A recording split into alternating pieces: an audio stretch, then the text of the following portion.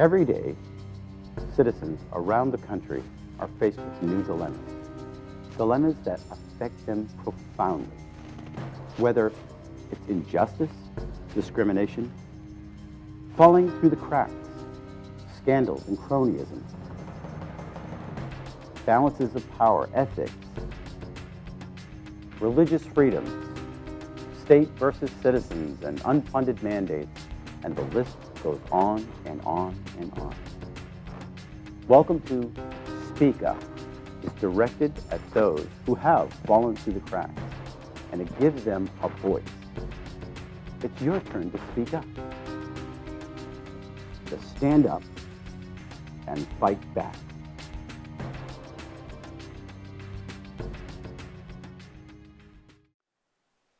Thank you for joining us for another show of Speak Up. My name is Kevin Avard, and I'm your host. Today, I'm joined with Mr. Teitsort, right? That's correct. Teitsort, yes. Teitsort. And you are with DT4EMS. Is that correct? Correct. Right.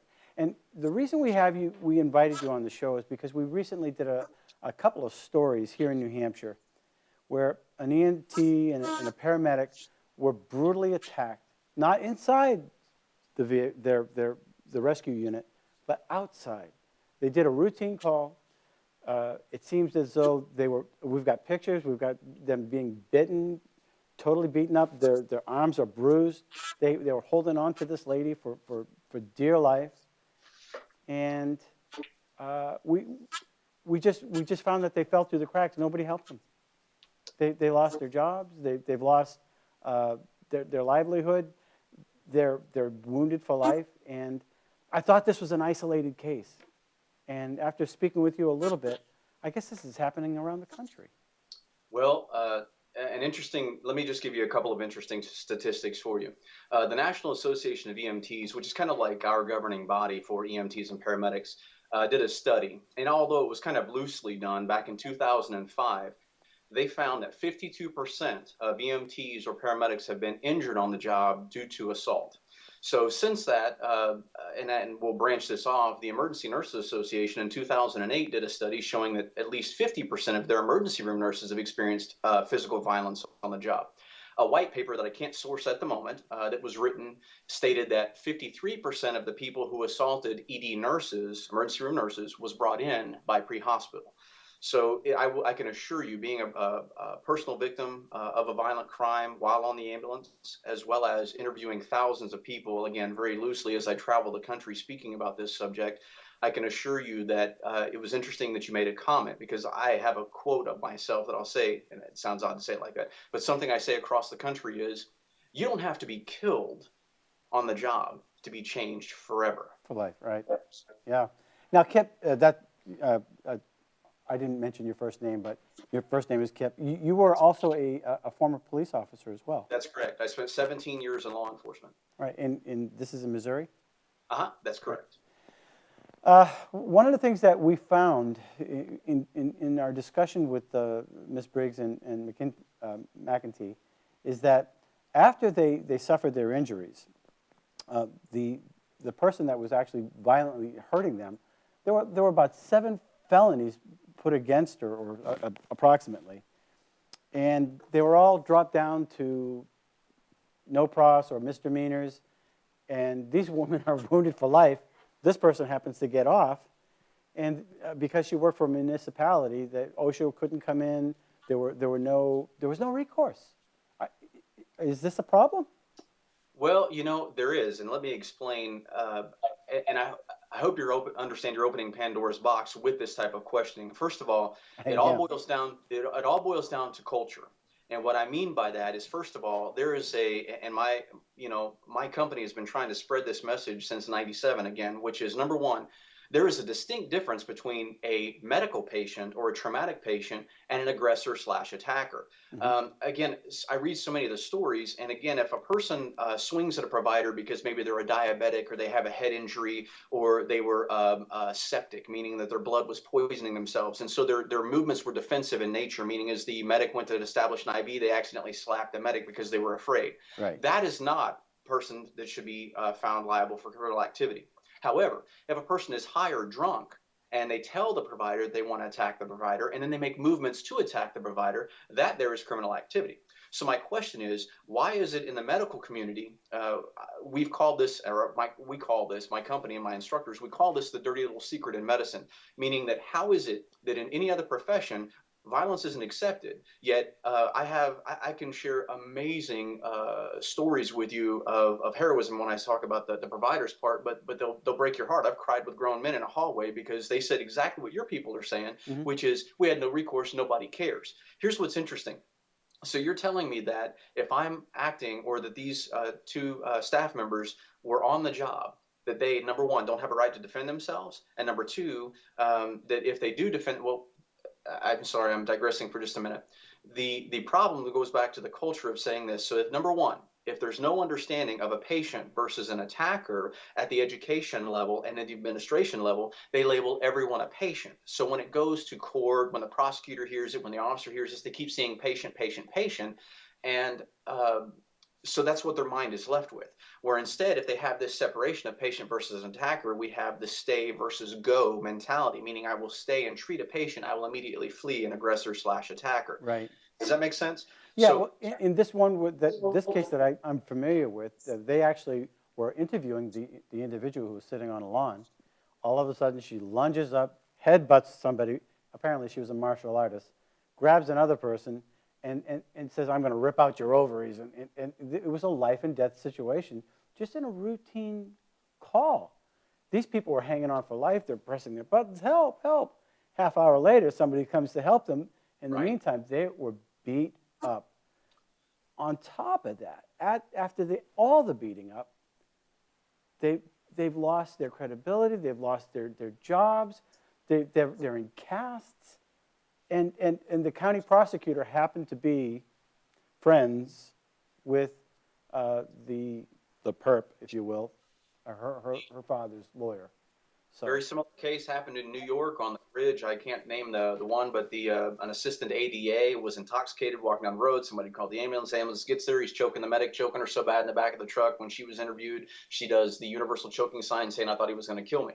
So these stories are abound, and this is why I said we have to bring about culture change, period. Because again, if this would have happened, let me ask you this, if that same action would have happened to a police officer, would they have taken it serious? Yet why do most states now have enhanced penalties or many states have enhanced penalties for attacking, EMTs, paramedics, firefighters, emergency room staff? right. But yet a lot of this stuff keeps getting brushed under the rug because, again, we're going to paint this entire circle again. If there's no understanding of patient versus an attacker, nobody cares, because then what will happen is you pointed out some things that we scream about regularly.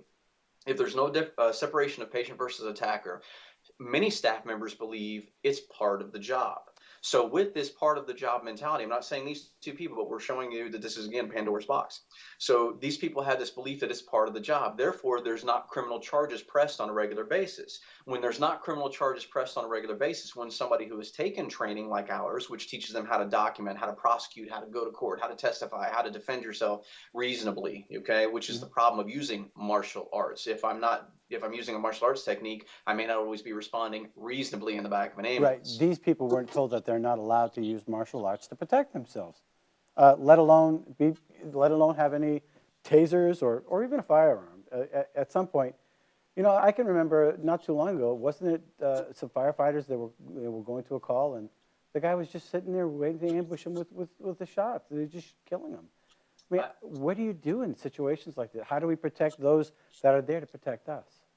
If we move to that end, see, the media has picked up on a lot of the fatalities, where shootings on firefighters, EMS, and nursing is a very small, minute. Yet, we're saying like 98% are usually less lethal in nature. However, again, let's back up. You don't have to die to be changed forever from a violent act. But because the media picks up on that, then we go to everybody needs to carry a firearm on the ambulance, which is another debate that we've been involved with across the country. Mm-hmm. So, and again, my company are not anti-arming anyone. We're saying don't arm them until you train them to the level to understand what it means to carry a firearm into specific situations. Are there OSHA standards by any chance for the people on the job? Does OSHA get in and involve? We actually there's a couple of things that I'd like for you to look at. And again, I'm not an attorney, I'm a regular guy. But as a policeman and a law enforcement educator, one of the things that we were really trained on was Walker versus New York, which is failure to train.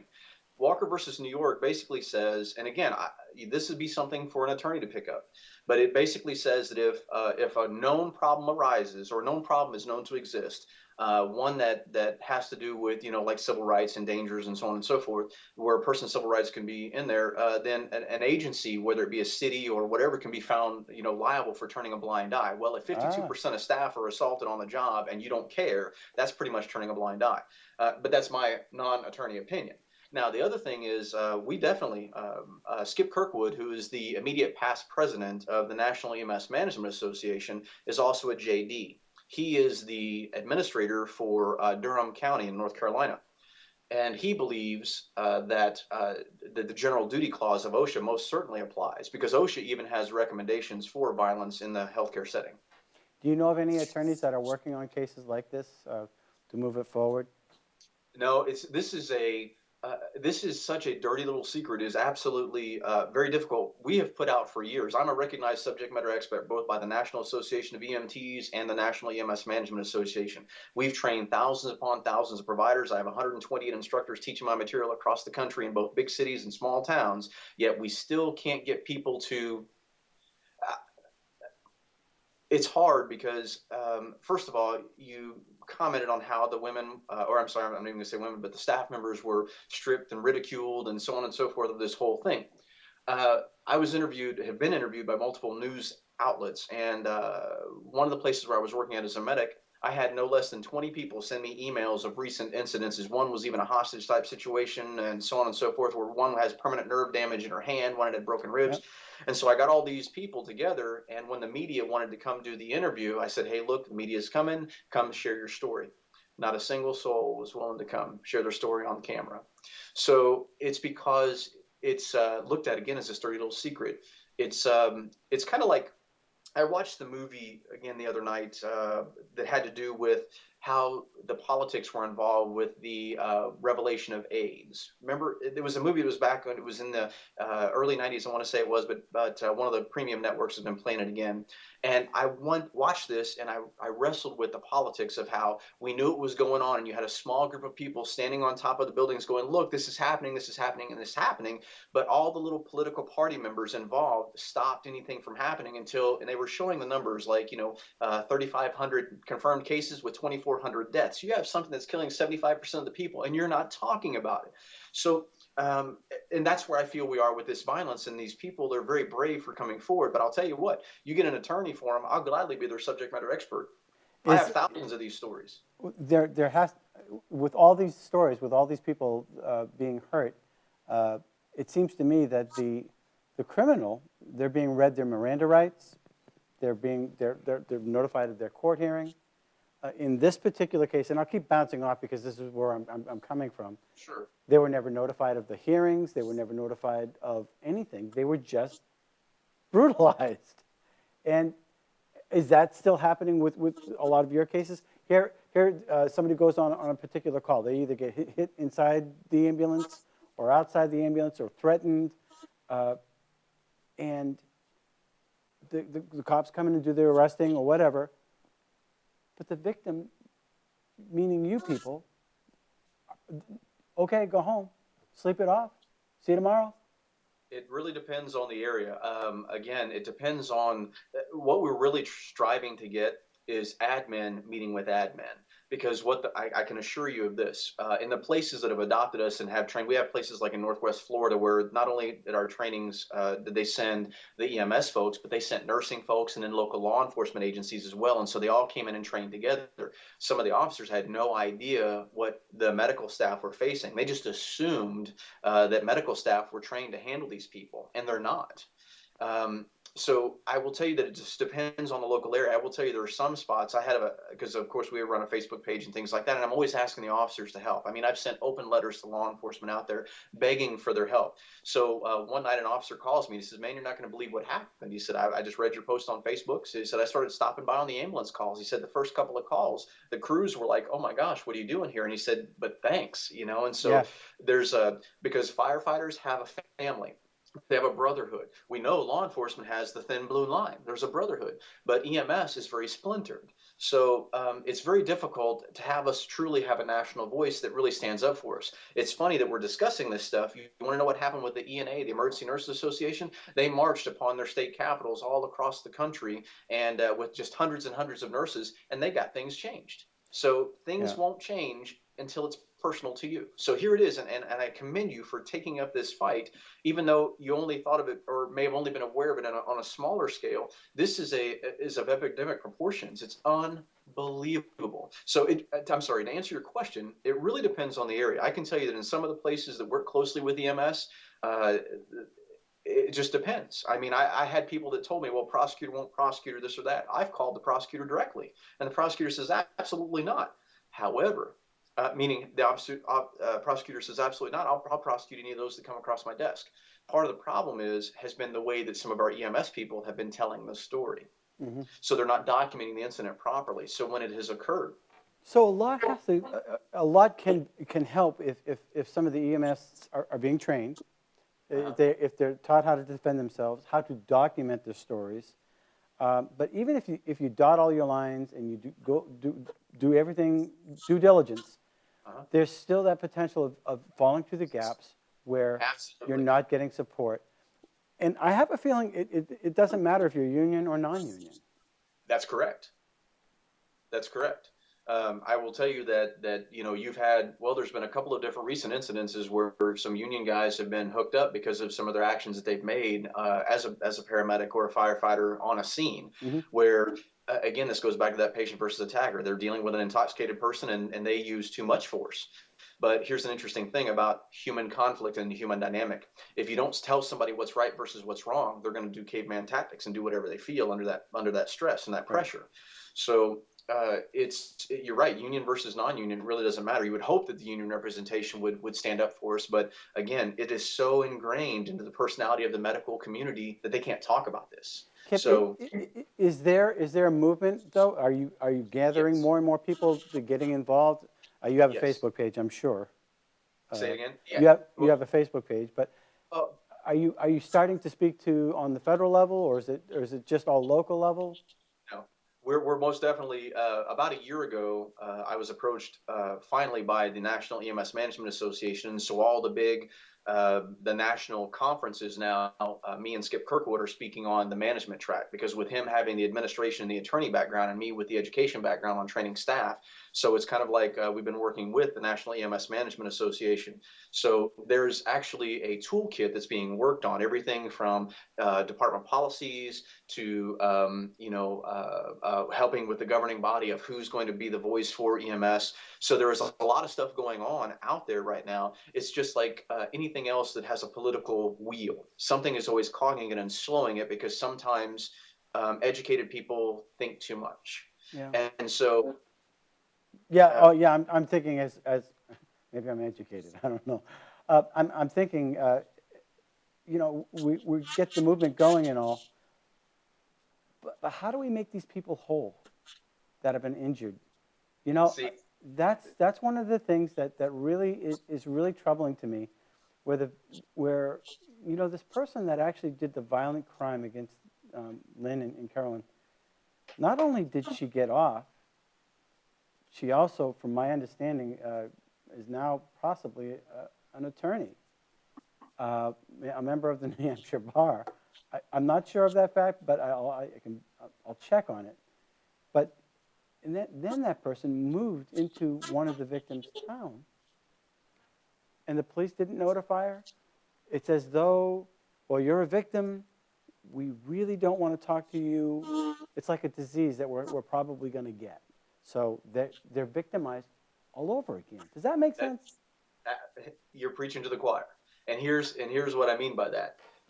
I'm telling you, brother, if you could only be a fly on the wall to some of the people who I've stood in hallways with, I'm talking guys that have been cut from here to here, from an 18-year-old girl, lacerated, opened up, required stitches all across their face.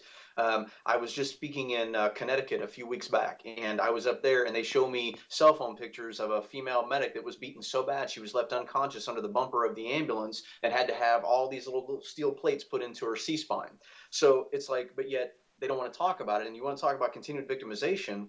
I can assure you, when there's no, you're saying exactly what I say. When there's no admin support, what happens is, so not only is the person victimized from the very beginning, but now you've continued this victimization process. We call it the cyclic process of the abuse. So once the violence has occurred and then there's no support, what happens is the abuse is going to, there's no patient versus attacker, there's no police report made, and even if there is, there's no real feeling of that support from this whole, and I've got again, we've got pictures of these things, or that I could share with you, that will show you these different, mental images, but they're on paper. But the idea of this person not having an outlet to talk about it, we know. And here's the thing. The violence in EMS and in nursing is the same. It's that same dirty little secret that was child abuse, that is sexual abuse, that is domestic violence, that is AIDS. It's the exact same thing. It's just that we don't have a ribbon, a special colored ribbon, or somebody wearing a special shirt for us on our day. There's no National Stop Beating Up Our People Day. Do you follow me? Yeah. So it's just you're speaking to the choir when it comes to this, because I can assure you, nobody has heard more of the stories in the United States than I have. There's not a single person. What are the odds of EMT or you guys getting hurt on the job? What is the stats on that? It's 52% due to violence. 47% is back injuries. But yet they'll spend $18,000 on a power cop, but they're not training their staff on how to escape. Remember, escape doesn't always have to do with a physical skill. You should be able to recognize something 6 to 8 feet away and should be going, well, maybe I don't need to be here. But because of the way we've trained our people, and I know this with 23 years in EMS, that the EMS provider feels compelled to stay someplace that they normally wouldn't have stayed, just because they're going, I'm going to get in trouble. So 52% due to injuries, approximately 50% are exposed to infectious diseases, but yet we get gloves, gown, goggles, right? Special training, special needles, special everything, so we don't get sick on the job, but yet only 50% have ever been exposed. Then you have 47% are back injuries. 47%, but $18,000 for a power cop, 4 hours of proper lifting and moving. You got all these special sliding things, stair chairs, all this stuff so that my back doesn't get hurt. But see, they'll talk about back injuries, but yet a lot of the injuries that were originally turned into workman's comp and things like that due to assault were usually getting reported as a sprain, a twisted ankle, but it wasn't being reported as violence, right, although it really was.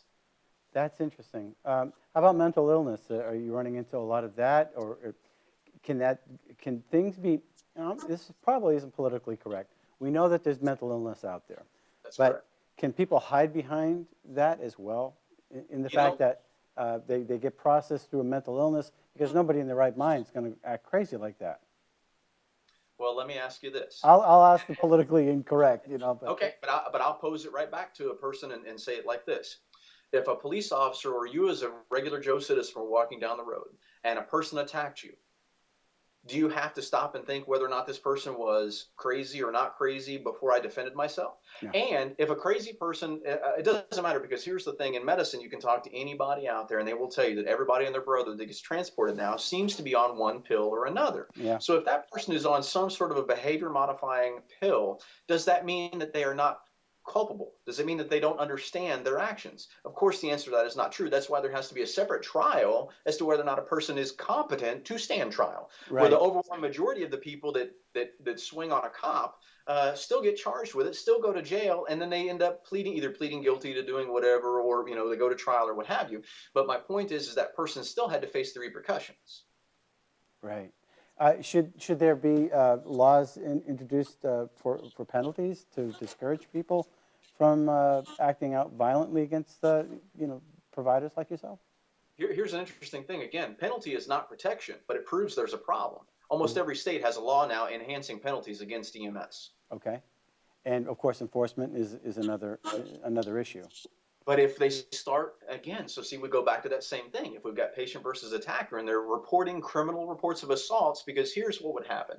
I would fly across the country and I'm, wearing my garb or whatever, and somebody would recognize the Star of Life and they'd go, DT4EMS, so what is it that you do? And I would explain to them. So here a sober person, not on drugs or alcohol or whatever, a sober person would look at me like this and go, who would want to beat up a nurse? Who would want to kick a paramedic? So I just quit even talking about it. So most of our shirts are funny anymore, because the thing of going, you know what? That's why I said this is Pandora's box. We write a blog, we write articles, we speak and we speak and we speak all about this thing to say, look, It's not going to change until we change the culture of understanding. It's not accepted in any other profession, yet we've accepted in ours. And so some of the blame has to go back to us, Okay. meaning we have created this monster. We've acted like cops because nobody taught us. So when we behave like a cop without all of the other training, and you wonder why we're getting punched in the mouth. I'm telling you, this is when you really investigate the dynamics of why did this occur, you'll find that a lot of it is because of behavior. And I'm telling you, we've done some of that because not by purposeful, not by being a jerk, but we went, well, we've seen this person act like this, and we saw our buddy Joe, the cop, act like this to control that. So that's what we're going to do. But they don't understand all the other things. So then the interesting thing of when it comes to empty hand trying to control someone, if all these little fancy techniques, which again, we teach some pretty awesome techniques, but they're for escaping, not controlling. Because if it's controlling techniques, and there's some technique out there that's so fantastic that works, that's empty hand, why isn't every police officer in the country using that and getting rid of all their tools? Right. Because no one man can control another man unless he wants you to. And police officers use tools to change that person's mind. Is it helpful for people in your industry to get in touch with you to learn and tell their story? I mean, are you compiling all the data? Yes. Are you developing what you have there for further action? Absolutely. And what we do have, we have several things. First of all, we have that anybody can access is we keep a record. Anything that hits the news, and this is interesting. Prior to 2009, it was the only time I ever heard about it was somebody would call me and say, hey, look, there's a story in such and such, or somebody would send me an email link or a web page for a news report where it would be there. So prior to 2009, this was almost never heard. I was laughed out of EMS forums on the country. I was called a fearmonger. And all of a sudden, after the first 10 years of that, over about the last 6 years, I've suddenly been a subject matter expert. But we keep all record of anything that hits the media right now in our assault on staff log that you can go to the website and you can pull it up and see for yourself all the different beating up of a medic here and this one there and medics being run over and killed on purpose on a scene. A guy literally running them over. Machete attacks or chasing them out of a house with a sword and guns pulled on them. But those are again the extreme. But you'll see the overwhelming majority of broken jaws, broken ribs, broken arms. Legs. It's all on there. Well, that's just from 2006 forward is what we have because we lost everything from 04 to 06 when we had our old website. But, we keep that. And then we also have a section, which is interesting. I've done everything from offering free classes to an agency. And again, we don't do that much more because I just can't. But we said, if you'll write up your story, and when we put the panel together, the panel selects your story as one to come in, and we'll provide free training to your agency.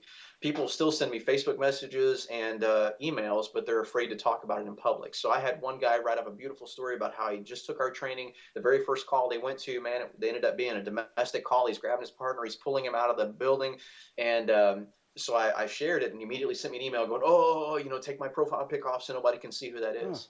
And it's like people are afraid. What we need is also we need attorneys to make these people whole. We need somebody that's going to take this information, and maybe it's a class action lawsuit against municipalities. Maybe they'll learn that these people cannot just be shoved aside after they've been wounded. So why is it that and this is interesting you say it just like that, because there is something that just hit one of the fire websites today, as a matter of fact, and it had to do with some sort of injury due to and I'm going to quote it wrong, but it was something that stuck out in my mind, and I thought, again, if it can be any other injury. So if I can be a paramedic and be on duty and slip in a big box store, I could get taken care of that way and then sue the big box store even, or sue whoever. But yet, if it's violence, I can't talk about that. Yeah. And that's what I think is ironic. One of the things that's troubling me, and I'm just trying to figure out a solution here because we want to get people put on notice that we're on top of this, but isn't it a civil right to be notified of your rights as a victim? For instance, there's the Miranda rights. Okay, listen, you broke the law, or you potentially broke the law. I need to inform you of your rights. Now, as a victim, these people were never told their rights, that they could hire a prosecutor or an attorney to prosecute. They were never told that. Is that a violation? Is that like the other side of the Miranda rights not being told? is there recourse that can go back against the municipality or the state for not defending the victims? That's a great question, because even as a police officer, there were certain things that once they were put into statute, and again, I can only speak for the state I was a police officer in, which would have been the state of Missouri. I now live in Georgia, but in Missouri, where once they changed the domestic violence laws, as a police officer, I had to make sure that I told the victim of the violence there where a shelter was and how they could get in contact with the shelter. And we had to make arrangements to help get them to this shelter even. And that was actually part of a law. Now, And what happens if you fail to do your duty? Oh, now that, I don't know, because I always made sure I did it. I just don't recall. Good answer. But, I can assure you that, it was like some of those things that if it said shall, not that that your officer could, but when it said shall, I mean, then essentially you've committed a crime. So right. Then I could be held responsible. So I don't know. I will tell you that I think if we approach this, here's what's interesting. What Skip said to me a while back was probably the most prolific thing that could have been spoken to me, which was, for years we've been doing this from the boots on the ground up. And what has to happen is it has to start now coming from administration down, and then administration meeting with local law enforcement, who then meets with the local prosecutor, who then meets it, because I'm telling you, when you would be hard pressed to get a prosecutor to sit across from you to say that just because a person was an EMT or a paramedic, they weren't going to follow up with their crime. Now, I also want to preface that with saying this. As a policeman, I made a lot of arrests over the years, and I'll just use, say, a DWI, for example. And I would arrest somebody for driving while intoxicated or operating under the influence, whatever you call it, where you're at. And I would find out later that they pled guilty to a defective muffler. And I'm going, they're driving a brand new car that was 3 weeks old, their muffler. So that's not my place. You know what I mean? I didn't get upset about that because the system isn't perfect. However, most of the time it works. You know what I mean? So even as a former or a veteran police officer, I'll say, look, I would get frustrated over those things. And I actually just submitted an article to one of the publications about, and that's what I called it, is the system. And because what I hear a lot of times from providers across the country is they'll say, well, we pressed the charges and nothing happened. Well, again, if the people are pressing charges, but they tell you the story like they're a tough guy, and as a police officer, I'm asking their side of the story, and then I say, well, were you afraid? And they go, well, no. Well, then, but see, they're acting like a police officer, but not realizing that every time a police officer documents a use of force, the police officer had to say, I was fearful the subject was going to do this, therefore I deployed my taser. I was fearful the subject, but right. Because of no training. So see, it's so much more than just a few techniques that we have to teach our staff. And it goes, so it's an up and down that we've got to meet them in the middle. And I want to thank you, because this has taken years to get to where we are now. Again, I've been working with the National EMS Management Association for a little over a year, and we meet, again, about every 6 weeks via, whether it be Skype or this or that, and we're trying to move forward. However, political wheels are slow. Right. Kip, how do people get in touch with you? They can visit the website at www.D like in David, T like in Tom, the number 4, E like in Edward, M like in Mary, S like in Sam.com. So it's the website is DT4EMS.com, and they can email me Kip, that's KIP, at DT4EMS.com. Well, I really appreciate you coming on the show and talking about this. We're going to continue to follow up with our local EMTs, and hopefully, we're going to be like that drip that just won't go away, until somebody does something about it. I really want to thank you. I want to thank you because, again, if those staff members that were hurt feel like they have some support, it is a huge opportunity for them to begin to heal. Because I'm going to tell you something, I didn't even tell my story for years because I was still embarrassed. Here I was, this policeman, the martial artist, the tough guy that everybody thought I was the tough guy. I'm just a regular dude. I just train a lot. But, when it happened to me, and it was so personal and so embarrassing that you punched me, man. How dare you punch me, and this is why I've got a little old lady in the back of the ambulance. And so there was all these things that happened, and nobody cared. not one administrator talked to me, nobody. It was a very, so I've experienced exactly what your people are talking about. And just like they are, I never gave up. And so their story is important to me. I want their story. I may even have it somewhere back in our forums, but I didn't realize it's them, you know? Yeah. So I would love to hear their story and talk with them about it, because maybe they're one of the people that can help spread this message. Classic case. So I appreciate you coming on Speak Up, and we'll give you a copy of the show, and hopefully we'll spread it around. And we hope that you, as our viewers, are going to become more and more aware of the things that are happening around our country, locally. A lot of the things that do happen locally happen on a national scale. We don't want these Lynn Briggs or Carylyn McEntee to fall through the cracks, along with the rest of the people that haven't come forward. So if you have a story like this, please contact me or contact Kip at DT4EMS.net. And until next week, thanks for watching Speak Up. Thank you for watching this episode of Speak Up. We also want to thank our sponsor, Center for Redress of Grievances, LLC. You can reach them at www.centerforredress.com. If you want more information about Speak Up or want to be a guest, you have something to say, contact us at speakupnh@gmail.com. And thanks for watching. Until next week.